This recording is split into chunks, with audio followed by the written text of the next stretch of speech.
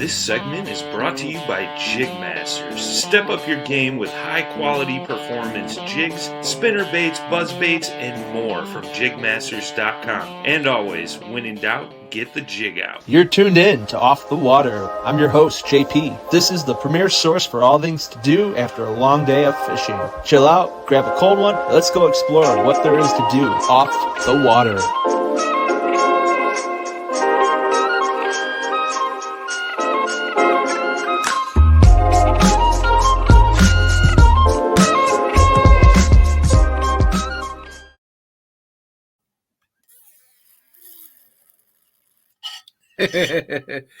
What is up, everybody? I'm your host, JP. Welcome back to another episode of Off the Water. Today, it's our part 2 segment of Lake Guntersville. But before we jump into that, go ahead, give this a big like, give this a share.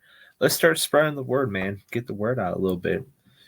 I want to just take a quick moment because it is literally dawning around the corner, and this is going to be huge. All right. Our Paddle and Fin Trail Series and Clash of Clubs on Dale Hollow. I'm going to go ahead and put up the information right now, and we'll go with just the Dale Hollow event because that's the one that's coming up right now. But let's start here with the Clash of Clubs. All right. So I'm going to pop this up on the screen. All right. So Clash of Clubs, Dale Hollow Lake. All right. $225 per team. Top 5 teams are paid. All right. 50 clubs, if not more. And we are now doing it to where you can send more than one team per club of 3. All right. But let's look at this sweet little number here. All right. This is the graph and payout here. I can't zoom in anymore on it. But the payout, $5,000. And then individual with the biggest bag wins the new canoe Flint. If you're coming down just for the open, all right, first spot's paying out almost, I think, close to, it depending on how many people we get, you're looking at $3,500. There's a lot of money on the line for this. And then you get decked out kayaks too. This is going to be an awesome, awesome event to come and just not only fish, but I mean, who doesn't want the chance to win at all this? I think you'd be crazy not to sign up for it.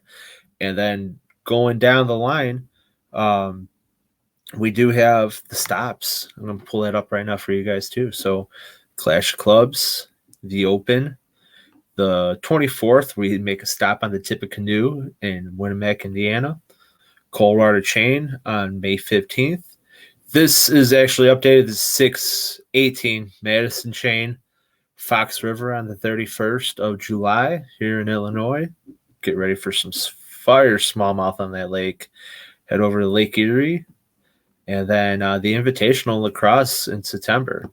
So there's really nothing to sleep on this. This is going to be big, man. There's going to be some money paid out. This is going to be a good time. If you want any information about it further along, just contact any of us at the Paddle and Fin podcast, including myself, Brian, Jay. We're all here to answer your questions and help you guys get signed up for all of this. So let's go back. Yeah, the Clash of Clubs and the Open. It's going to be an awesome event. So I hope to see all you guys down there. But now that that's out the way, let's get down to Alabama, man. Whoo! Hold on. Let me drink my coffee because we got a lot to go over. All right. So let's start with the trip itself. All right. Getting down there. Left here, Chicago. It was snowy. It was like 20 degrees. It was just, ugh. Oh man, all that snow. I was like, it better be gone by the time I get back. So I will say this. If any of you who are listening have driven I-65 going through Indiana, it is boring. I mean, when I say boring, it is boring. There's not much to look at. There's Jesus Loves You on one side, strippers on the other, and then the sex toy shop in between. That's all that's out there. Let's be real. This is what you see on the highway. Okay. But once you crossed over into Kentucky, for those who don't know, so before any of this, I'm a musician. I play guitar. I've been playing guitar since I was 11. Songwriter, producer. I've done it all throughout the course of high school and in some college. And one thing that I felt was very unique. If you guys have never listened to Tyler Childers, check him out, number one. But number two, there's a new album by him called Long Violent History. And it is a bluegrass Appalachia composition. And being that Mr. Childers is from Kentucky, driving through the hills and driving through the entire setting, put yourself in the artist's mind in his creative work when he was composing this album. And it was one of the coolest experiences, not only with the music in the background, but you don't really often get to see the hills covered in snow, and then going through the rocks itself, all the ice jams and icicles that were formed. It was quite the scene to be had. It was awesome. So making your way, get to Nashville, and again, another place that really doesn't see snow. And there's a car from Florida on I-24, Florida license plate, just off to the side of the road, buried. Oh man, I was like, being from Chicago, we get snow all the time. I mean, that's winter. It's cold and it snows here. I can't wait to move south because I hate it, but that's the reality. It snows and it's cold here all the time. So people don't really abandon their cars like that. And here's this car sitting on the side of the road with a Florida license plate. So I thought that was kind of ironic and funny, but it is what it is. But finally got into down towards Chattanooga. Man, just it's always going down there. It's beautiful. Got off on I-24, then started heading what would be southwest on 74, Highway 74. And man, just that entire highway encompasses all the north end of Lake Guntersville. So got there that night and stood in so where my cabin is in Scottsboro. Scottsboro, now looking up the history, there is quite a history to it. So let's dive into that a little bit, just to kind of give a background of the lake and of the town itself. So Lake Guntersville, we'll start there. Lake Guntersville is actually the Tennessee River with the Nickajack Dam to the north and Guntersville Dam to the south, or the upper and lower ends of the lake, if you're looking at the technicality of it. Now, what makes this unique to me and to fishing here in the Midwest versus fishing in the mountains. So when someone says, or when you look at a map and you see the word creek, all right, what comes to mind is an actual, like, little stream that flows in. To us here, that's a creek. A creek down there is an entire lake.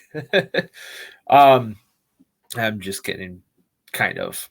But it spans for miles. So what happened was the Tennessee River needed room to expand and grow. So Tennessee TVA, what they did was, or I'm sorry, TWA, what they did was they pretty much bought land and shelled it out. So that way streams that were actually in the mountains had a place to run off and it wasn't flooding anymore. And so as that water pools, we had rain and they had snow. So all that water was coming. Think of like a plane. All right. So everything comes and dumps into the Tennessee River itself, which is the main lake, if you will. But there's a lot of smaller parts to the river, or bigger, depending on how you look at it, that pretty much run from the mountains down. And the easiest way to describe this is that these areas they have current to them. So there's always a current. It's not as fast as the current in the main lake or the river. But water's always being pulled away. So definitely unique fishing, because you're playing around with different currents in what would seem to be still water, even though there is pretty much a current going through it. Now, the other thing I've learned is that TWA will pull water in a very anticipating way. So, for example, one day I was out on the main river or on the main lake, and I could go upstream with my trolling motor at about 3.5, 4 miles per hour.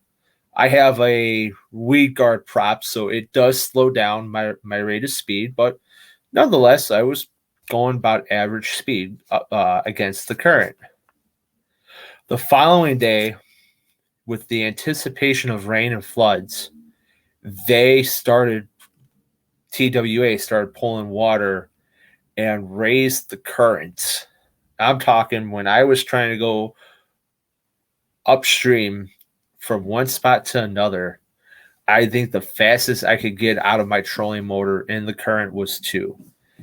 And that's a significant change. That flow is a significant heavy flow. Now, let's put these two factors together. They're pulling water, water's flowing, water's flooding. What happened down there that happened up here? They got that snow and cold too. So, unfortunately, I had horrible timing going down there, because what was building to be a great week, Mother Nature had other plans.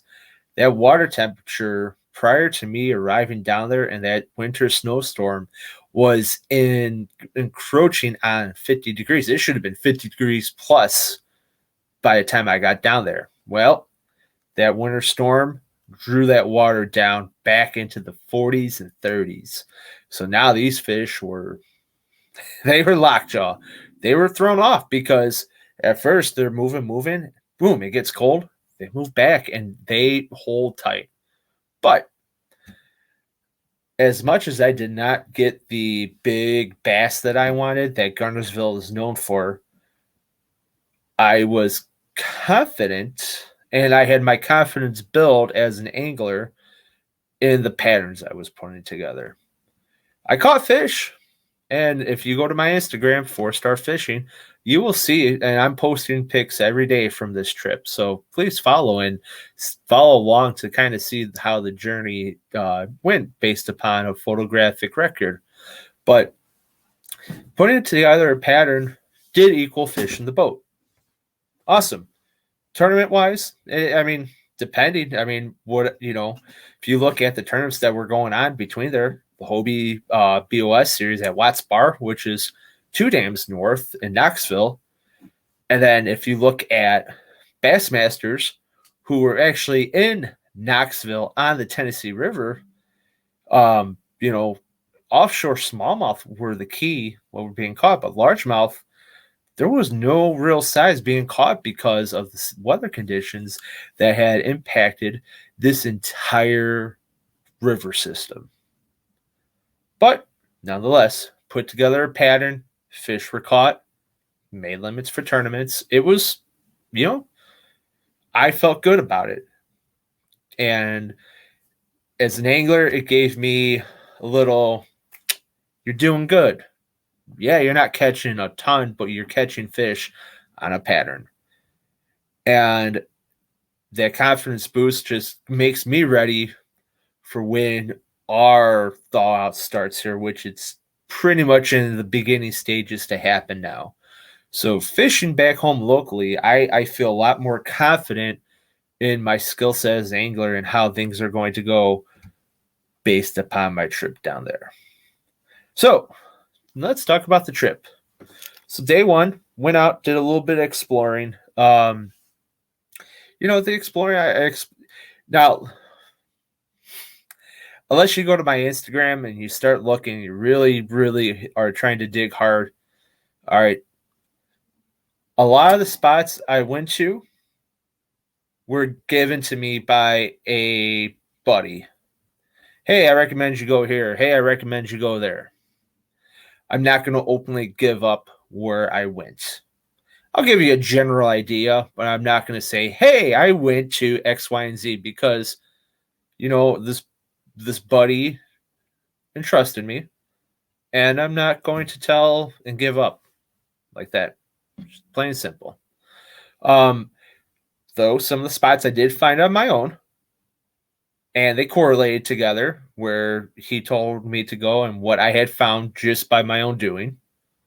But again, on the podcast and in general, I'm not going to give up those spots.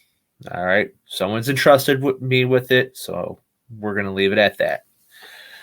So the first night, though, I was in Scottsboro. So I went to the closest launch. Launched there, kind of just got a feel for the lay of the land. Again, it is shallow. Depending on where you're at, there's different types of vegetation, but water was still pretty stained. You couldn't really see it. It wasn't truly chocolate milk, but it had been flowing pretty good prior to me arriving there, and you can tell just based upon the clarity of the water. Tossed around, got a couple bites, one in the boat. Nothing crazy. So went back, got everything in order at the cabin, which was an awesome stay there. Shout out to Woody's. That was very, very good experience there. 2-bedroom. I had 1 bedroom to sleep in, the other one to charge all my batteries and fishing gear in. So that was really cool. But all the amenities, everything was good. Day 2, I went to my next location. Now, the next location I went to,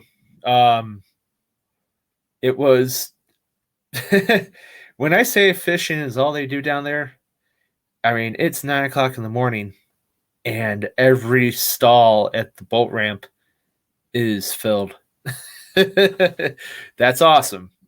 I was able to get a spot, but, coming around back and looking at that launch, oh my God, everybody was there.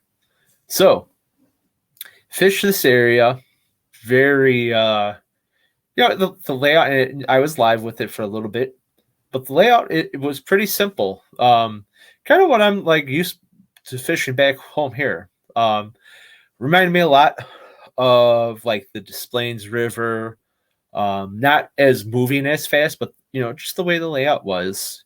A couple bridges, but the thing that really threw me for a loop was when I went under one of the bridge. One side, calm, super calm. Once you got past the bridge, It was turbulent. It was flowing. I had a hard time just staying in position. But again, use that to my advantage. That wind was pushing bait fish, and I was catching fish. Wasn't anything massively big, 12 to 14 inches, but fish were being caught.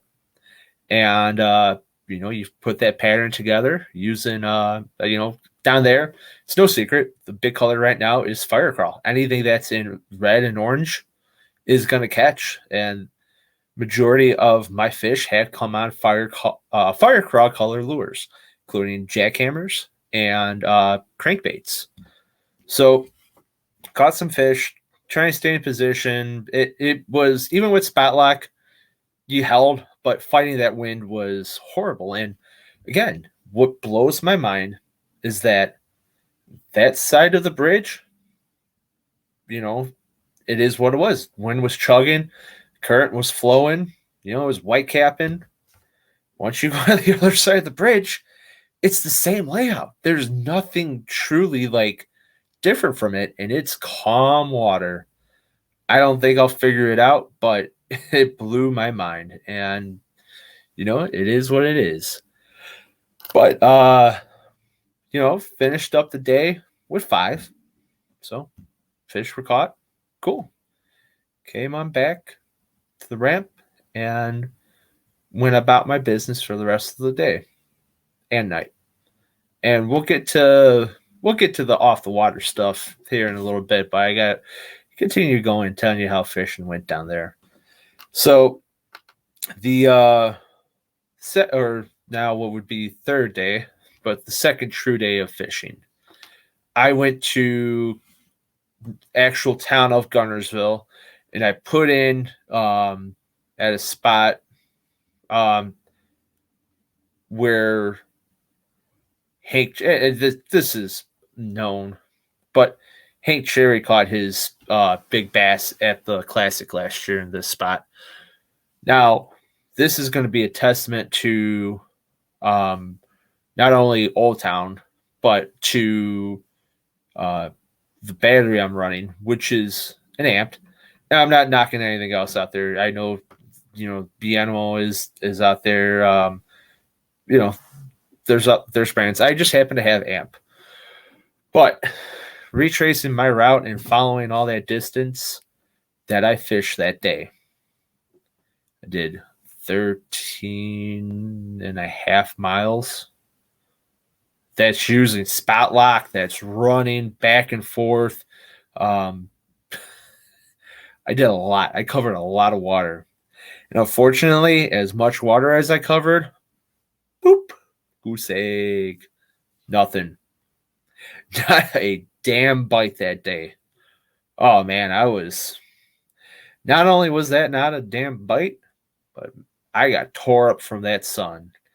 And I thought, here's the thing. I'm in the sun a lot, but I think it was a combination of wind and sunburn together because my ears were burnt. Obviously, you could see you could kind of see it over here where my sunglasses were. I got the coon eyes and all that, the raccoon eyes from where my sunglasses were and the marks. But my ears, I was like, man, what happened to my ears? My ears were so burnt just from the sun and the wind.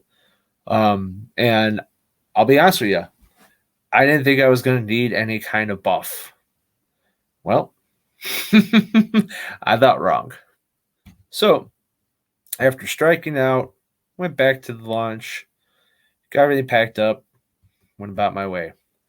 The next morning, I stopped at, shout out to Scottsboro Tackle Company. I stopped at Scottsboro Tackle and got myself a Boss Buff that was out there. Sam Jones, what's up?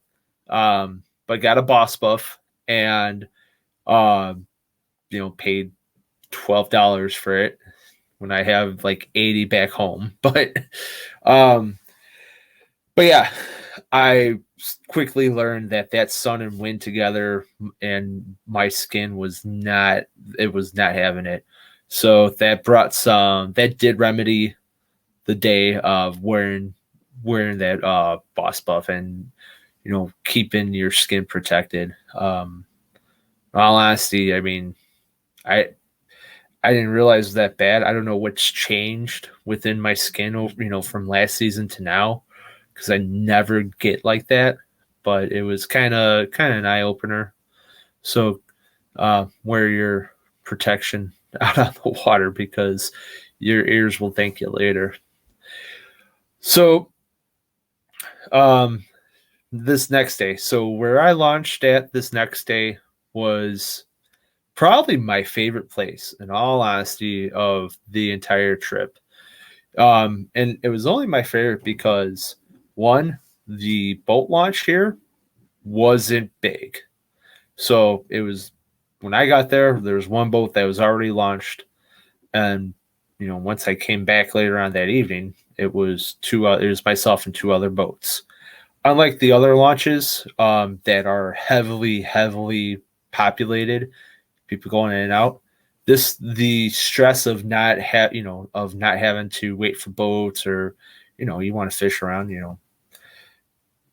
that gave me the advantage to fish all the way to dusk till pretty much there was no more light and I couldn't see what I was doing. But with that said, I launched here and started fishing, this area.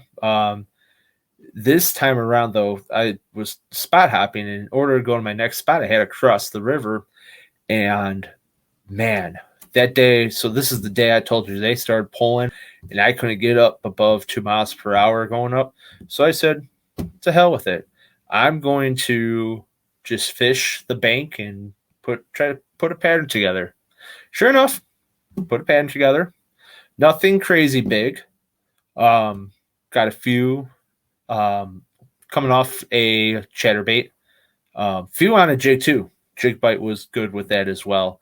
And what was nice about this bank was it dropped off. It was a pretty steep drop off, so everything, they were kind of tuckered away on that ledge right there. So once that fell right there, if there was any kind of log or pylon that was sticking out, they were holding the structure, and rightfully so. They're holding it to the bank because this river's pushing. So technique fit, toss and jig. Didn't really get anything on the crankbait there. Jig and a chatterbait are what got him that day. But moved up into the spot I was going to, and I was still throwing the chatterbait in this spot. And the water was what would be considered murky. Not ultra clear, but enough to where you can only maybe see about a foot down. So, fire crawl, jackhammer being thrown. 2 foot of water. You got sporadic grass throughout the area back here. And I'm watching, all of a sudden, out the shadows comes this bass. And he wasn't a true giant, but he was bigger for this trip. You know what? I'm gonna be on the lighter side of it. I'm gonna say he was probably 3 or 4 pounds. Could he have been bigger? Sure, but I'm going with 3 or 4, just eyeballing him. Wasn't wasn't a monster bass that came lurking out the depths, but definitely was a good kicker fish. And just watched him. He swam all the way to my kayak, following that chatterbait back. I even did a little figure eight by the boating, just looked right at it. Then he said, nope, and turned around, went boop, right back into the murky water. Saw him, but nice to actually catch him, but he was there. So, he showed himself. But again, the expectation, it's cold. That water was probably only in the upper 40s, maybe near 50 in some of the spots further back. But kind of picked that area apart and decided to come back down. And then coming back downstream with the water pulling, dude, I got over, I think I was like at 5 and almost close to like 6 on the speed of my kayak going downstream. I'll be out, and there were some videos that I posted on Snapchat and stuff like that that had that water pulling and me going down, and it shows you, that, the rate, and it was fun. I got back to the spot where I put in at a lot faster than I anticipated, but again, all good timing. So went on back and fished that area to the sun went down, and then when the sun went, first I stopped, started throwing a crankbait, school of bait fish and a channel marker, just all over. Started kind of just trying to peel apart that area through throwing crankbaits, throwing chatterbait, throwing a jig, anything to get a bite close to that school if there was something stacked up there. But there was no luck on that school of bass, or I'm sorry, of that school of bait fish from bass biting. So continue to move on down.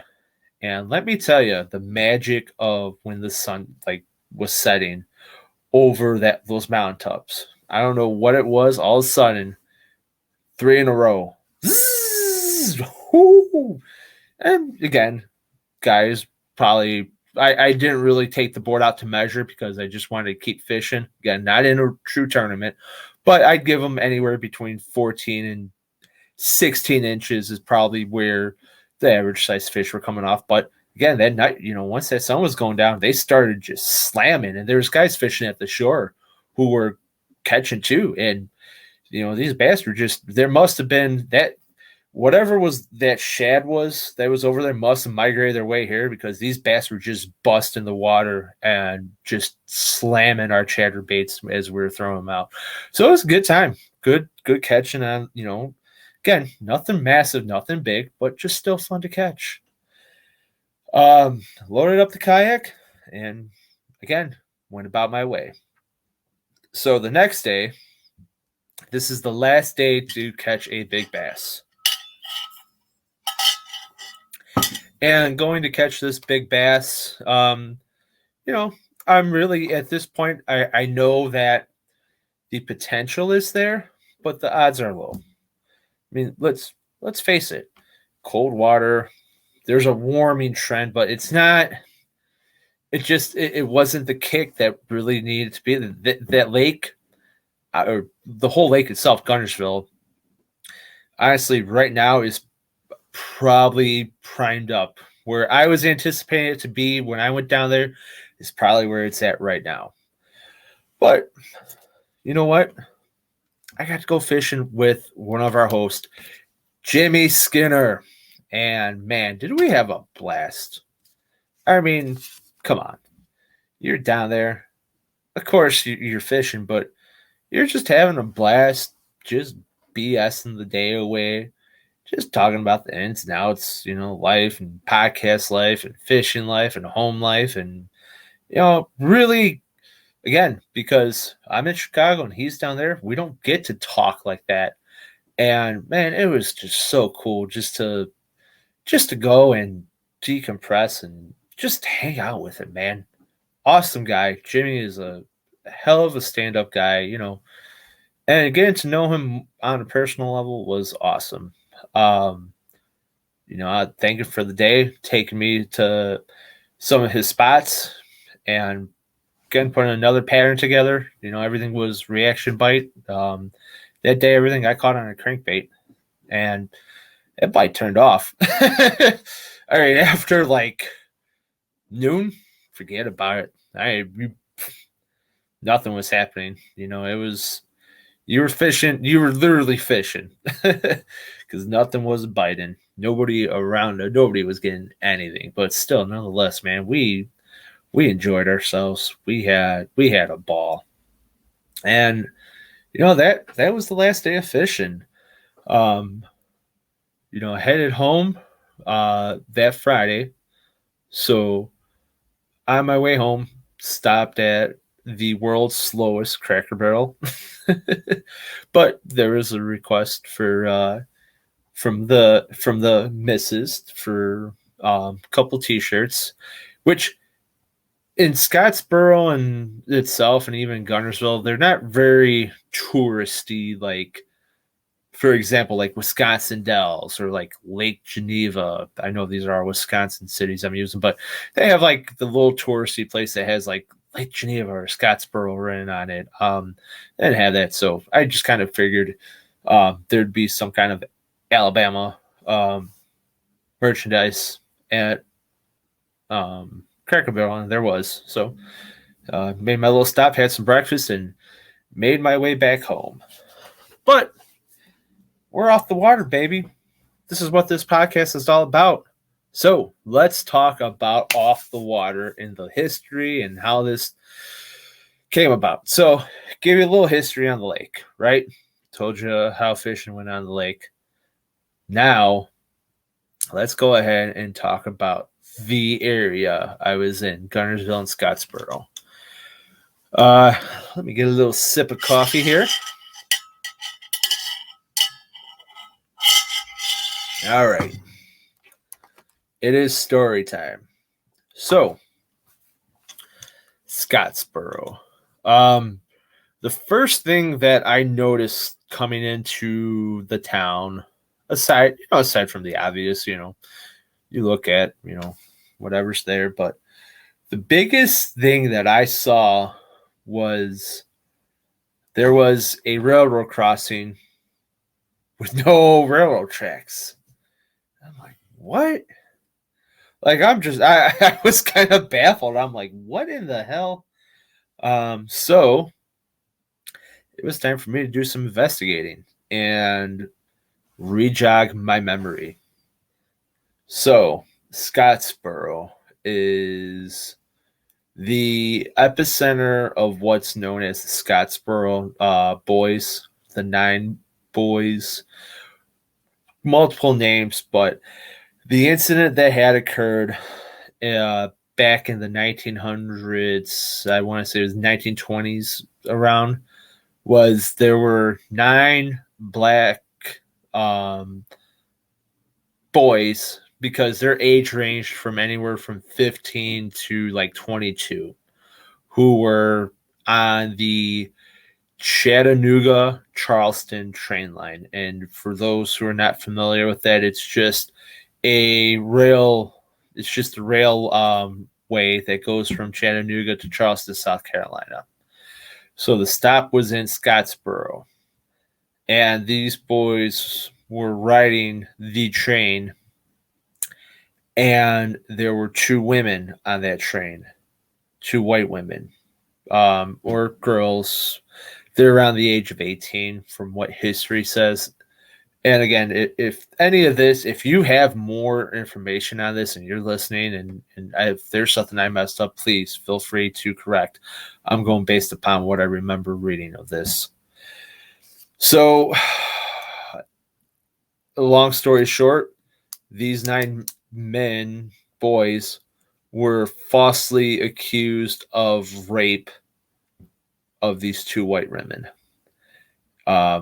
2 people in the town, 2 white men in the town, told the women that they had to, lie and say that these men had actually raped them. This gets drawn into one of the major changes in the judicial system. And what happened is that over the course of, I want to say all the way up until 1950s, so 30-something years, these 9 gentlemen were acquitted, but they were actually on death row for this. The flaws in the legal system were brought up because of this case. Defense attorneys, these men were poor. They were riding on the train to try to get to a city to make a better life for themselves. So they had nothing. And the defense, when we talk about having a defense attorney, or when you hear in court, if you cannot provide yourself, an attorney one will be appointed for you. This is kind of the case that brought this to light, because there was no representation for these nine guys. So it was up to lawyers who were willing to take this case on to defend these guys. Long story short, they were all acquitted of all charges, and the judicial system itself now, where you see, where the defense versus the plaintiffs, representation and substantial and sustaining evidence brought into play. I also found out too that this is the case that actually was the background or foreground to My Cousin Vinny, in the same manner as well. So there, didn't really know that history, and until I actually thought back when I actually took, it was called what was the class I used to take as my senior year of high school? Pretty much it was court. We did mock trial, and we learned. Now I remember learning about this case after it jogged my memory. But again, one of the cases that really set forth how our judicial system is brought together. And in the actual town of Scottsboro itself, there's a memorial dedicated to this. So again, big piece of history, right there in Scottsboro. So you got that. What else about Scottsboro that I learned? It's not so how this town was established back in the day was based upon political, just like anything else. But what's really interesting is that there's a ghost town, and it's called Bellefontaine. Now, Bellefontaine is actually where the Bellefontaine power plant is, which is non-operational. Yes, there's 2 nuclear reactors, there's 2 cooling towers. It's all there, but never has it ever been activated. Bellefontaine was a ghost town. It was actually thriving. They had a population close to 1,000 people back into the 1800s. So 1800s is quite a bit.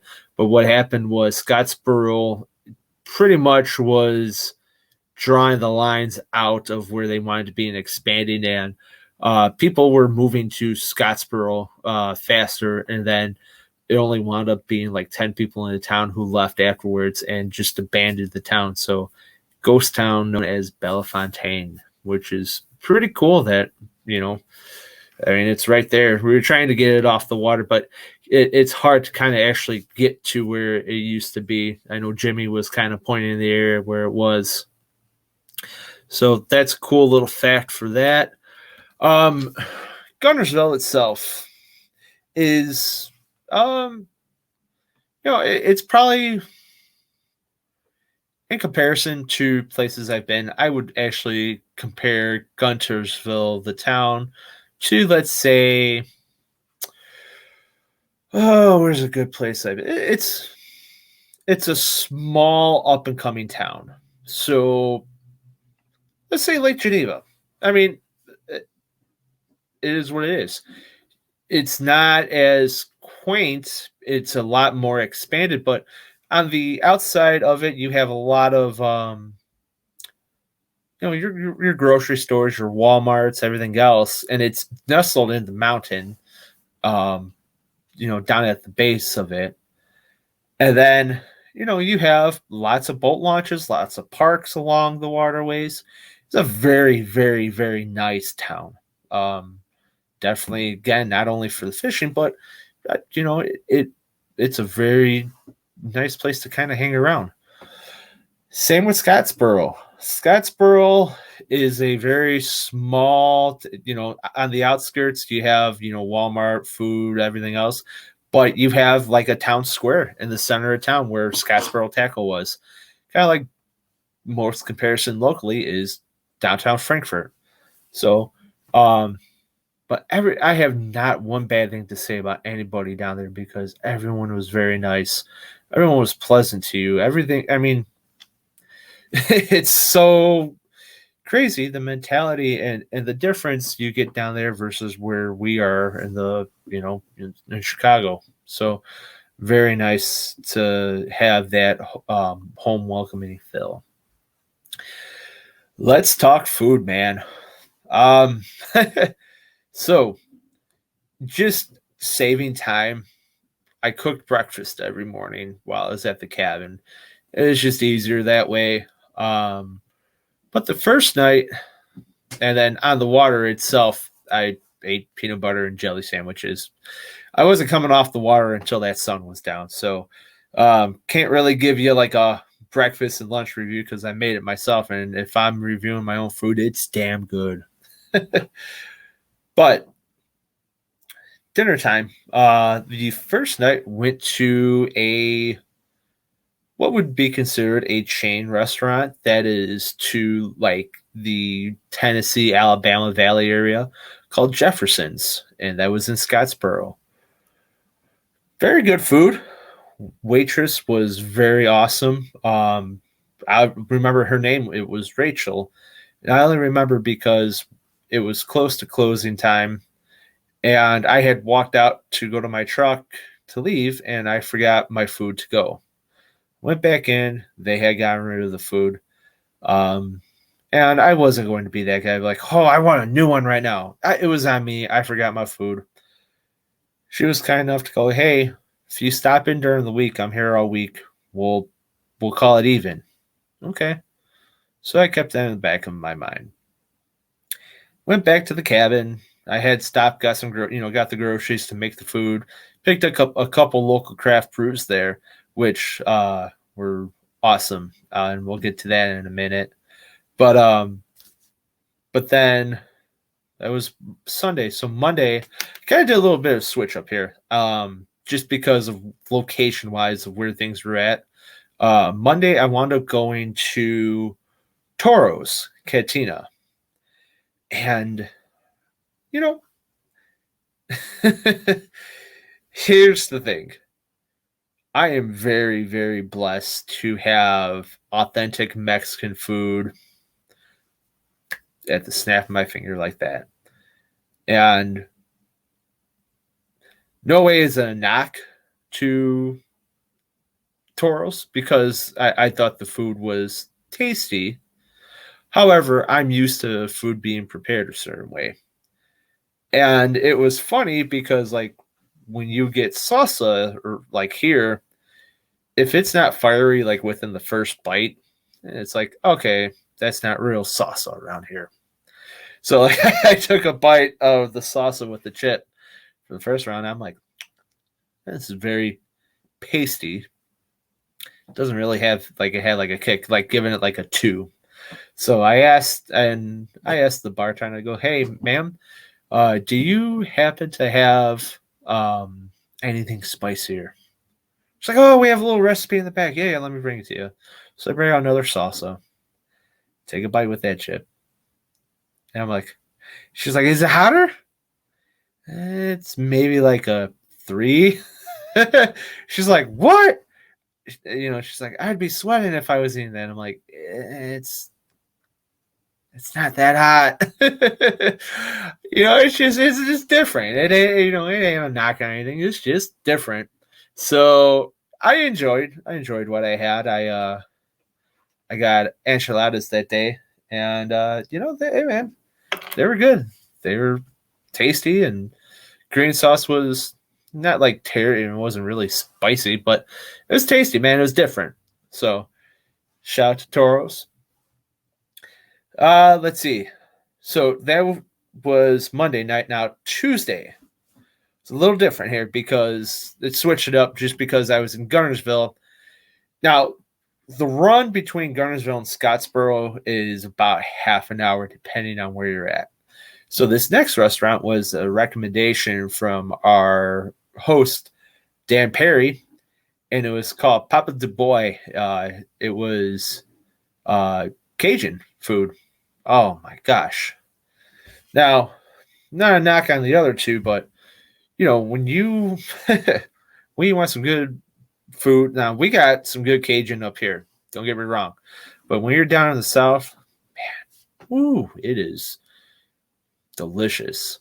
So they had a pick 3 sampler. You had, and I wound up picking up jambalaya, red beans and rice, and gumbo. All 3 were great. But the red beans and rice, oh my gosh, that was to die for, man. That was so good. I mean, it was made perfect. So red beans and rice were awesome. And then, moving forward to the next day, I actually went back to Jefferson's. I only did it because where I was fishing, there was a lot of chain food restaurants there. This was somewhat like down home, localish, so it was a lot kind of better an option. But I did go back to Jefferson's, and they kept their word. So the food I forgot, they gave right back to me, and that's awesome. They stood by what happened. They stood by their name and stood by their promise. So anytime anyone's going down there, I'm always giving them a recommendation to go to Jefferson's. So awesome food down there. Then the next day, let me tell you, you want some down home cooking? Mud Creek Barbecue. Me and Jimmy, we went there for lunch. Oh my gosh, man. And it was fast, but like, dude, the hush puppies that were made, I mean, everything was made with love, but man, it's just, the pork was good. There was nothing bad with that menu at Mud Creek Barbecue.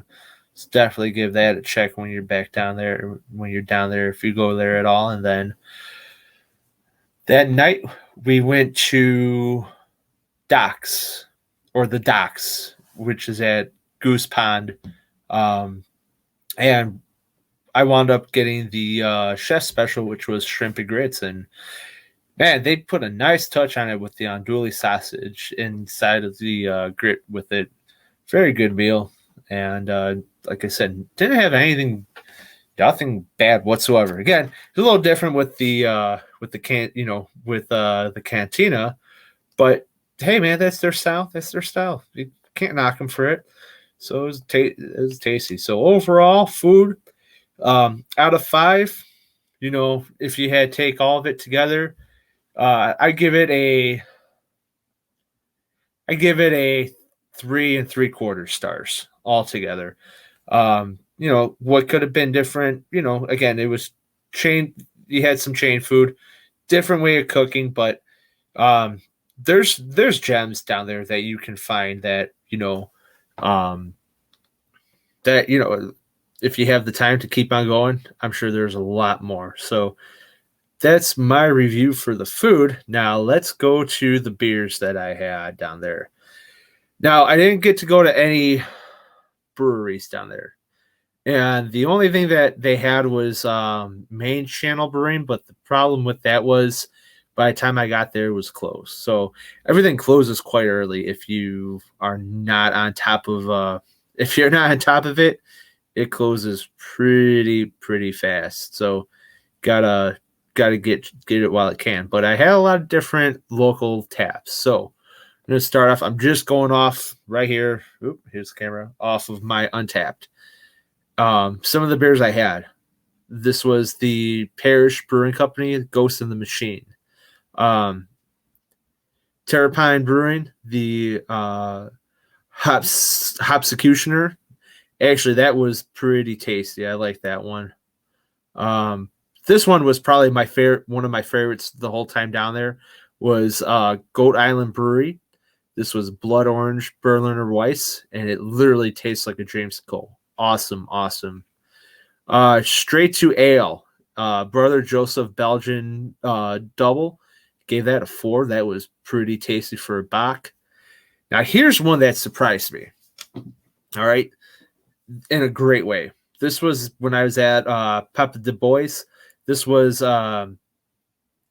was the main channel brewing. So this is the one that's local to Guntersville. It's called an Amber. I don't know.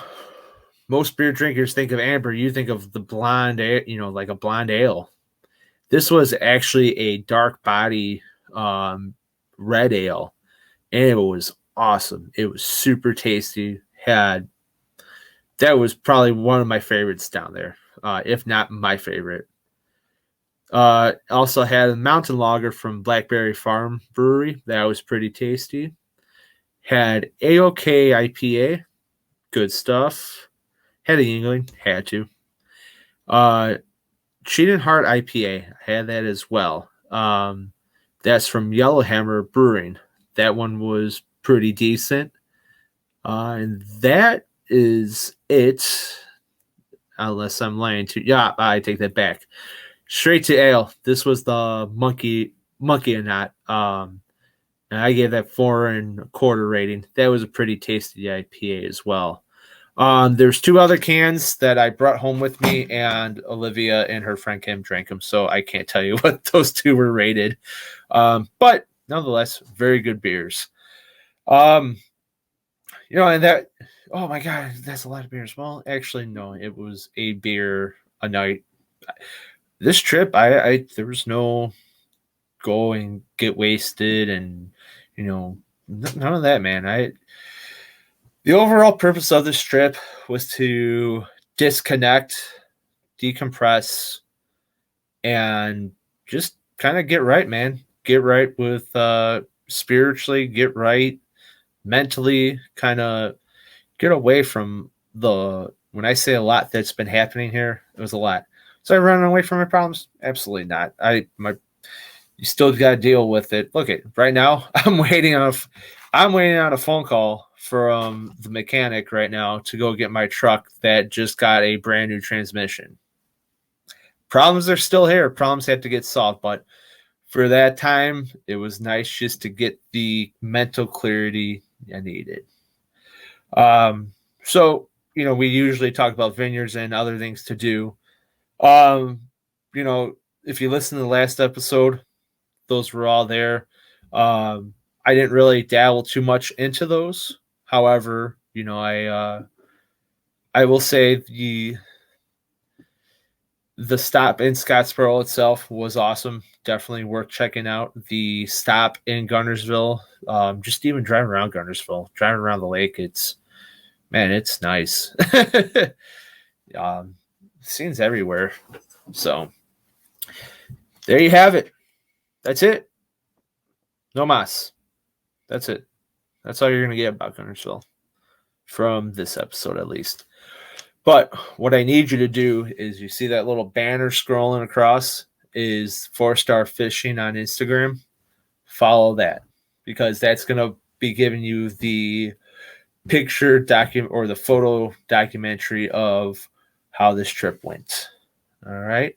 So guys and gals, until next time, I will see you off the water. Peace.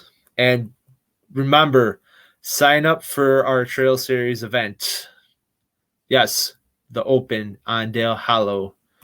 And the teams. Yep, you got it. You know what I'm talking about. Get signed up. See you later. Bye-bye. Thanks for tuning in to another killer episode on Paddle and Fin.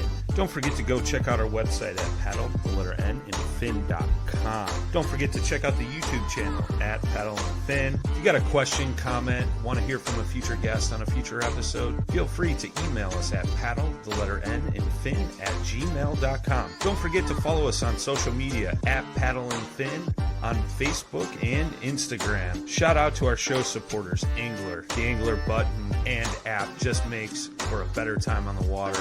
and creates a virtual logbook for every fishing outing out on the water. Shout out to Rocktown Adventures, located in Northern Illinois, for all your kayaking, camping, and hiking needs. Shout out to Jig Masters Jigs. When in doubt, get the jig out. Go to jigmasters.com.